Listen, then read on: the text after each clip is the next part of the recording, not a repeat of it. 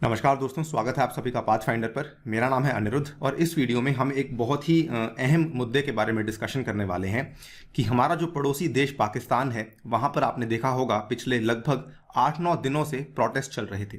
वो प्रोटेस्ट तो अब थम चुके हैं, प्रोटेस्ट तो अब खत्म हो चुके हैं, क्योंकि पाकिस्तान की जो सिविल गवर्नमेंट है, इन्होंने वहाँ पर जो यहाँ पर एक पार्टी थी TLP के नाम से, तहरीके लबाइक पाकिस्तान, उसके साथ एक डील फाइनलाइज कर दी है। तो इसके चलते प्रोटेस्ट तो खत्म हो चुके हैं, बट इसके कई सारे मतलब हैं, इसके कई सारे इम्प्लीकेशंस हैं, जिसमें से एक सबसे इंपॉर्टेंट इम्प्लीकेशन ये बनता है कि अब हम ये कह सकते हैं पाकिस्तान में जो स्टेट की अथॉरिटी है, जो आपकी पाकिस्तान की सिविलियन गवर्नमेंट है, उसका ऑलमोस्ट यहाँ पर डिफीट हो चुका है। जानेंगे हम ऐसा क्यों कह रहे हैं, जानेंगे कि TLP की क्या बेसिकली पहले आज से पहले TLP ने ऐसे क्या क्या चीज़ें करी हैं जो कि बताती हैं कि पाकिस्तान पहली बार TLP के सामने नहीं झुका है। एंड ऑल्सो अंत में बात करेंगे कि इसका भारत के ऊपर क्या प्रभाव पड़ सकता है। चलिए स्टार्ट करते हैं। लेक्चर की PDF को यदि आप लोग डाउनलोड करना चाहते हैं तो यहाँ पर दिए गए टेलीग्राम चैनल से कर सकते हैं। इसके अलावा अनअकैडमी ऐप पे भी आप मुझे फॉलो कर सकते हैं। एक इंपॉर्टेंट अनाउंसमेंट है, मेरा साइंस एंड टेक का प्लस कोर्स ऑलरेडी शुरू हो चुका है। ऑलरेडी इसमें कई सारे बच्चों ने एनरोलमेंट कर ली है। अगर आपने अभी तक एनरोलमेंट नहीं करी है तो आप ये वाला कोड यूज़ करके इसमें एनरोल कर सकते हैं, जिसके चलते आप सीधा 10% डिस्काउंट ले सकते हैं। इसमें साथ ही में 2-3 ऑफर्स और चल रहे हैं। पहला ऑफर तो ये है कि अगर आप 28 अप्रैल के पहले लेते हैं तो आपको 1 साल की बजाय अगले साल के प्रीलिम्स तक की सब्सक्रिप्शन मिल जाएगी। दूसरा इसमें ऑफर ये है कि इसमें साथ में आपको 20 फिजिकल बुक्स प्रोवाइड करवाई जाएंगी, जो कि आपके घर पहुंचाई जाएंगी जून के पहले हफ्ते में। एंड तीसरा ऑफर इसमें जो सबसे बेहतरीन मानता हूं मैं, that is the loan for UPSC offer. अगर आपको लगता है कि आप EMI नहीं दे सकते हैं, अगर आपको लगता है कि आप क्रेडिट कार्ड जो है वो नहीं आपके पास है, तो उस केस में आप लोन के लिए अप्लाई कर सकते हैं। ये सारे के सारे जो ऑफर्स हैं, ये आपकी प्लस सब्सक्रिप्शन के ऊपर या फिर आइकॉनिक के ऊपर या फिर कॉम्बो के ऊपर लागू हो जाते हैं। इसमें भी अगर आप लोग मेरा कोड यूज करेंगे तो आपको एडिशनल 10% का डिस्काउंट अवेलेबल करवा दिया जाएगा। राइट, तो सबसे पहले एक ब्रीफ टाइमलाइन को समझ लेते हैं। वैसे मैं इसको पहले भी एक्सप्लेन कर चुका हूं, बट फिर भी हम एक बार इसको रिवाइज कर लेते हैं। 11-12 अप्रैल के आसपास की बात है। पाकिस्तान में बेसिकली प्रोटेस्ट शुरू करे गए थे। प्रोटेस्ट क्यों शुरू करे गए थे? कहानी असल में जाती है वापस टू अक्टूबर 2020। अक्टूबर 2020 की बात है, जब फ्रांस में एक मिडिल स्कूल टीचर जिनका नाम था सैमुअल पैटी, इन्होंने अपने क्लासरूम में चार्ली हेब्डो के द्वारा पब्लिश करे गए कुछ पैगंबर के कार्टून्स को पेश किया था। जब ये पेश किया गया था, उस टाइम पर काफ़ी सारे देशों में, खास करके पाकिस्तान में, काफ़ी प्रोटेस्ट शुरू हो चुके थे इस पर्टिकुलर टीचर के खिलाफ। नाउ उस टाइम पर ये जो एक पार्टी थी जिसका नाम है TLP, तहरीके लबाइक पाकिस्तान, इन्होंने अपने प्रोटेस्ट में उस टाइम पर कहा था कि हम ये चाहते हैं पाकिस्तान फ्रांस के एम्बेसडर को पाकिस्तान से निकाल दे, उसको यहाँ से टर्मिनेट कर दे। लेकिन पाकिस्तान ने उस टाइम पर ऐसा नहीं किया और वो वाली जो बात थी वो चलते चलाते आज अप्रैल में पहुंच चुकी थी। TLP ने फिर से इसको लेके प्रोटेस्ट शुरू किए कि आपने अभी तक फ्रांस के एम्बेसडर को कंट्री में से क्यों नहीं निकाला है। और जब ये प्रोटेस्ट जो है काफ़ी ज़्यादा बढ़ रहे थे, अप्रैल 12 की बात है, बहुत सारे भड़काऊ भाषण दिए गए यहाँ पर by the person called as Saad Rizvi. Saad Rizvi कौन है? साद रिजवी इसी पाकिस्तान की जो पार्टी की बात कर रहा हूं, तहरीके लबाइक पाकिस्तान के जो है लीडर हैं। और ये जो TLP पार्टी है कोई बहुत पुरानी पार्टी नहीं है। आज से लगभग 5-6 साल पहले इस पार्टी को स्थापित किया गया था और विद इन 5-6 ईयर्स इस पार्टी ने बहुत ज़्यादा अहमियत गेन कर ली है। इसके बारे में बातचीत हम वीडियो के अंत में करेंगे। इसके बाद क्या हुआ? पाकिस्तान की सरकार के द्वारा साद रिजवी को यहाँ पे हिरासत में ले लिया गया, बिकॉज जो इनके द्वारा दिए गए भाषण थे उसकी वजह से बहुत सारे लोग इकट्ठा हो रहे थे और प्रदर्शन आउट ऑफ कंट्रोल हो रहा था। उसके बाद हमने एक वीडियो बनाई भी थी जिसमें कि ये दिखाया कि पाकिस्तान में डेडली प्रोटेस्ट चल रहे हैं और 2 पुलिस वालों ने भी अपनी जान गंवा दी थी। ये बात अप्रैल 13 और 14 की है। इसके बाद अप्रैल 14 की शाम को पाकिस्तान ने बड़ा फैसला लिया। पाकिस्तान के जो इंटीरियर मिनिस्टर हैं, उन्होंने एंटी टेररिज्म एक्ट के तहत इस पर्टिकुलर रेडिकल इस्लामिस्ट पार्टी यानी कि तहरीके लबाइक को बैन कर दिया और इन्होंने ये भी कह दिया कि हम किसी प्रकार की बातचीत इस पार्टी के साथ नहीं करेंगे, कोई भी नेगोशिएशन इस पार्टी के साथ नहीं करी जाएगी। अब तक पाकिस्तान का जो स्टैंड था वो काफ़ी सही था, लेकिन उसके बाद क्या होता है, कहानी थोड़ी सी खराब हो जाती है। अप्रैल 18-19 के आसपास की बात है। यही जो पार्टी थी, इसके जो कार्यकर्ता थे, इन्होंने पाकिस्तानी पुलिस के 11 पुलिस वालों को बंधक ले लिया था। उसके बाद पाकिस्तान सरकार ने इनके साथ बातचीत करना शुरू करी, जिसके बाद ये 11 पुलिस वालों को बाद में रिलीज करवा लिया गया। ये पहला राउंड ऑफ नेगोशिएशन था जो कि अप्रैल 19 की सुबह किया गया था, जब ये कुछ 11 पुलिस वालों को वापस छुड़वा लिया गया था। इसके बाद नेगोशिएशन जो है वो टीएलपी के साथ कंटिन्यू होती रही, जबकि अगर आप यहां पे ध्यान से देखें 14 अप्रैल को ये कह दिया गया था कि कोई बातचीत नहीं करी जाएगी, एटीए के तहत आपके ऊपर प्रतिबंध लगा दिए गए हैं। लेकिन नेगोशिएशंस कंटिन्यू होती रही और नेगोशिएशंस के साथ साथ ही पाकिस्तान सरकार इस चीज के लिए भी राजी हो गई कि हम जो टीएलपी के चीफ हैं साद रिजवी, इनको भी यहां पर रिलीज कर देंगे, और इस इंसान को उसके बाद रिलीज करवा दिया गया। आप यहां पे देख सकते हैं अप्रैल 21 की ये न्यूज है और ये कल सुबह की न्यूज है, इकोनॉमिक टाइम्स ने पब्लिश किया है, टीएलपी चीफ साद रिजवी रिलीज्ड।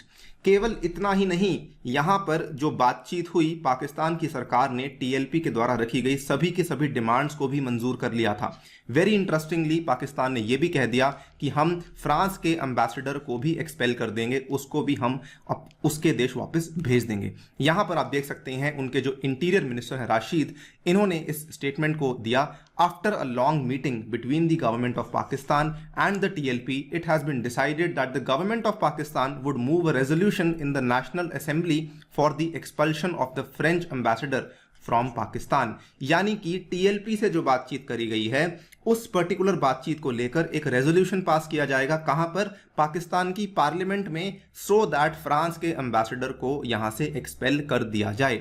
आप ये समझिए कि एक छोटी सी पार्टी के कहने पर पाकिस्तान इस इतने बड़े मुद्दे को पार्लियामेंट में लेकर गई, ठीक है। और केवल इतना ही नहीं, टीएलपी ने यहां पर यह कह दिया कि ठीक है, हम जो अपने एजिटेशन को सस्पेंड कर देंगे, जो भी हम यहां पे प्रदर्शन कर रहे हैं उसको खत्म कर देंगे। साथ ही में पाकिस्तान ने टीएलपी के चीफ को रिलीज कर दिया। कहने का मतलब क्या था कि उन्होंने इस रैडिकल इस्लामिस्ट पार्टी की डिमांड्स को एक तरीके से उनके सामने झुक गए। अभी तक ये क्लियर नहीं है कि टीएलपी के ऊपर जो प्रतिबंध लगाया गया था कि क्या वो हटाया जाएगा या नहीं, लेकिन जिस हिसाब से बातचीत चल रही है ये ऑलमोस्ट सर्टन है कि वो वाला प्रतिबंध भी हटा दिया जाएगा। पाकिस्तान के पुलिस वालों ने कई सारे टीएलपी के कार्यकर्ताओं को भी हिरासत में लिया था, उनको भी रिलीज करने का यहाँ पे इन्होंने प्रॉमिस कर दिया है कि those people will also be released. Surprisingly अब हुआ क्या है, जिस पार्टी को पाकिस्तान ने कुछ दिन पहले बैन किया था वो पार्टी अब असल में और ज्यादा स्ट्रांग बन चुकी है और ज्यादा मजबूत बन चुकी है। मोर इंपॉर्टेंटली, जिस इंसान को अरेस्ट किया गया था जो कि टीएलपी का चीफ था साद रिजवी, उसकी जो लीडरशिप है वो और ज्यादा मजबूत हो चुकी है। ये सीधा सीधा बताता है कि किस तरीके से भारत के पड़ोस में कट्टरपंथी का कितना तेजी से राइज हो रहा है, कितनी तेजी से फंडामेंटलिज्म हमारे आसपास के देशों में बढ़ रही है। नाउ ये चिंताजनक क्यों है? ये चिंताजनक कई सारे कारणों की वजह से है। टीएलपी केवल आज ही नहीं, पहली बार नहीं टीएलपी ने ऐसा किया। टीएलपी आज से पहली बहुत बार ये सेम चीजें कर चुकी है। टीएलपी के जो असल में चीफ थे, जो साद रिजवी के फादर थे, खादिम रिजवी, इन्होंने जब पार्टी को शुरू किया था तो इनका मेन मुद्दा यही था कि पाकिस्तान में जो ईश निंदा के कानून है वो और ज्यादा स्ट्रिक्ट होने चाहिए। एक समय ऐसा आया था जब पाकिस्तान की सरकार ने यह कहा था कि हम ब्लास्फेमी लॉज को पाकिस्तान में थोड़ा सा सुधार कर सकते हैं, उनको हम शायद हटा भी सकते हैं, लेकिन खादिम रिजवी ने इस पार्टी के तहत ये चीज को मंजूर करवा लिया था पाकिस्तान गवर्नमेंट से कि कभी भी ये ईश निंदा के जो कानून है इनको पाकिस्तान से नहीं हटवाया जाएगा। और ये चीज, जब ये चीज करवाने में ये सफल हुए थे, उसके बाद से टीएलपी ने ऐसे बहुत सारे काम करवाए हैं।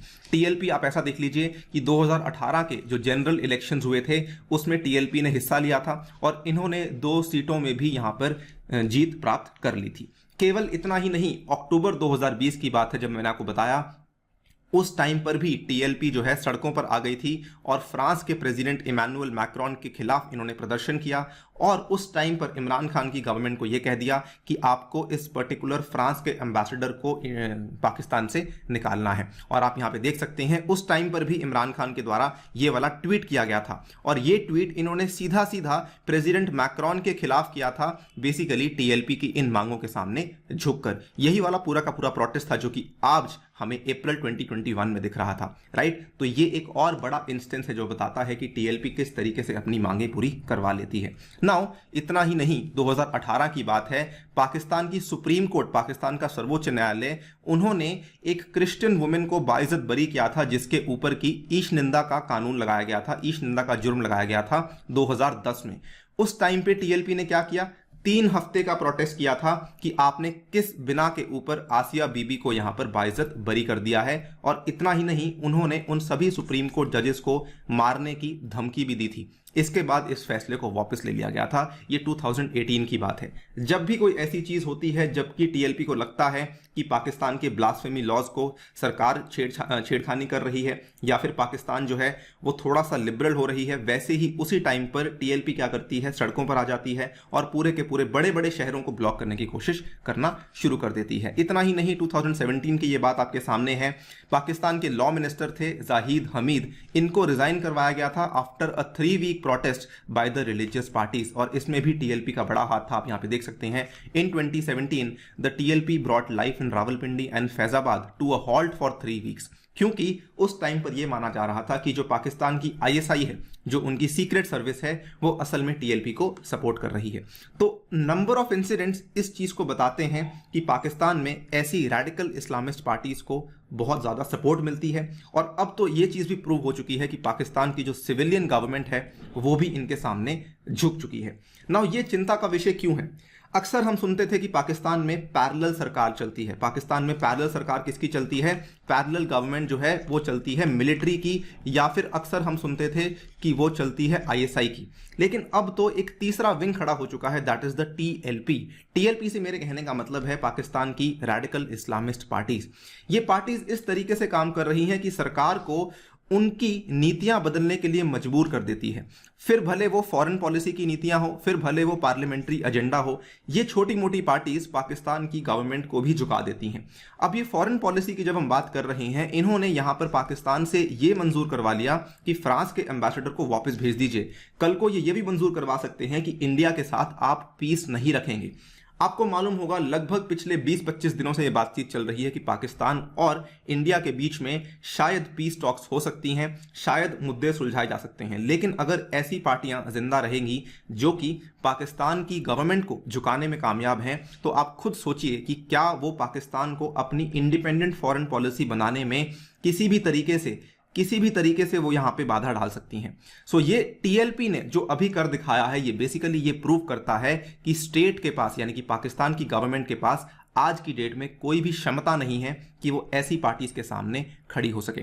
Now this is something which is very very open to interpretation. लेकिन एक चीज तो तय है कि एक बार फिर से पाकिस्तान की जो सिविलियन गवर्नमेंट है वो फिर से फेल करी है। वीडियो को यहीं पे समाप्त करना चाहूंगा, लेकिन before I go I would like to tell you कि इस रविवार के दिन आपको अनअकैडमी कॉम्बैट में हिस्सा लेना है। मेरा कोड यूज कर सकते हैं अनि यूपीएससी, और पॉपुलर डिमांड पे हमने इस बार इसको हिंदी में भी अवेलेबल करवा दिया है। ऑब्वियसली हमारी टेस्ट सीरीज तो चल ही रही है, उसमें भी आप लोग हिस्सा ले सकते हैं। Using my code ani UPSC you can unlock this particular test series.